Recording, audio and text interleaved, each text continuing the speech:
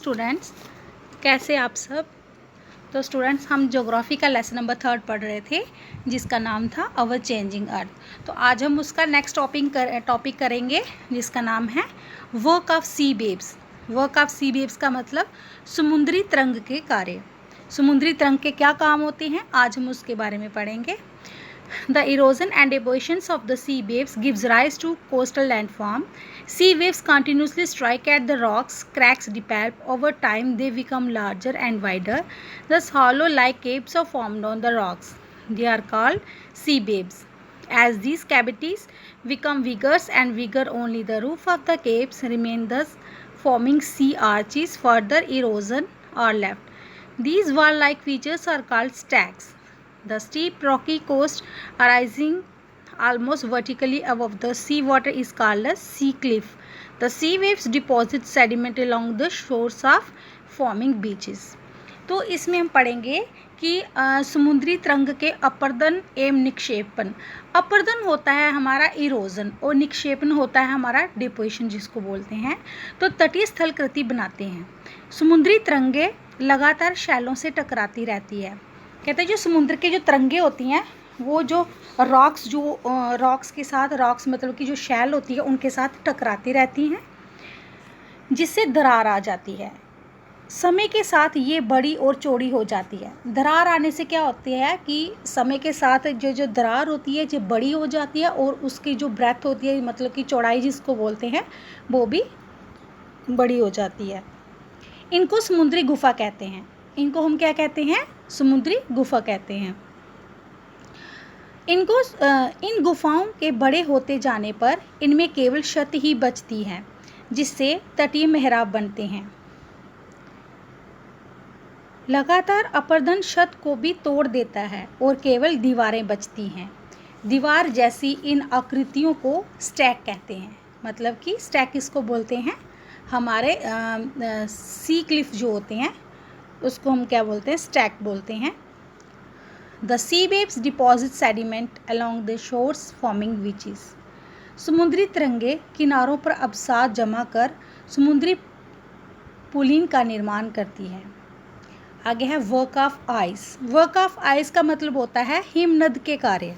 हिमनद मतलब कि हिमानी बर्फ जिसको बोलते हैं, इसके बारे में हम पढ़ेंगे। हिमनद अथवा हिमानी बर्फ की नदियाँ होती हैं। Glaciers are rivers of the ice which do erode the landscape by the willowing soil and stones to expose the solid rock below. Glaciers carve out deep hollows there. As the ice melts, they get filled up the water and become beautiful lakes in the mountains. The material carried by the glaciers such as rocks, big and small, sand and silt get deposited. These deposits form glacier moraines. तो जो हिमनद होता है, हिमनद अथवा इसको हम क्या बोलते हैं? हिमानी बर्फ़ की नदियाँ होती हैं। ये इसको हम हिमानी बर्फ़ की नदियाँ बोलते हैं। हिमनद अपने नीचे की कठोर चट्टानों से, गोलाश्मी मिट्टी एवं पत्थरों से भूदृश्य का अपर्दन करती है। अपर्दन मतलब का आपको मैंने पहले भी बताया कि इरोजन जिसको बोलते हैं। आगे है हिमनद गहरे गर्तों का निर्माण करती हैं। पर्वतीय क्षेत्र हो गए हमारे जो हिली एरियाज जिसको हम बोलते हैं। पर्वतीय क्षेत्र में बर्फ़ पिघलने से गर्तों में जल भर जाता है और वे सुंदर झील बन जाती हैं। हिमनद के द्वारा लगे पदार्थ जैसे छोटे बड़े रेत, तलछट, मिट्टी निक्षेपित होते हैं। ये निक्षेप हिमनद हिमोर का निर्माण करते हैं। हिमनद हिमोर का निर्माण करते हैं मतलब जो इसको बोलते हैं ग्लेशियल मोरेन्स बोलते हैं। आगे है हमारे वर्क ऑफ विंड। यहाँ पे पिक्चर्स भी दिखाई गई है। तो वर्क ऑफ विंड जो है, have you ever visit a deserts and active agents of erosions and depositions in the deserts in wind. In deserts, you can see rocks in the shape of a mushroom, commonly called mushroom rocks. Winds erode the lower sections of the rock more than the upper part. Therefore, such rocks have narrow base and wider top when the wind blows. It lifts and transports sand from one place to another. When it stops blowing, the sand falls and gets deposited in low hill-like structures. These are called sand dunes. When the grains of sand are very fine and light, the wind can carry it over very long distances. When such sand is deposited in large area, it is called loess. Large deposits of loess is found in China.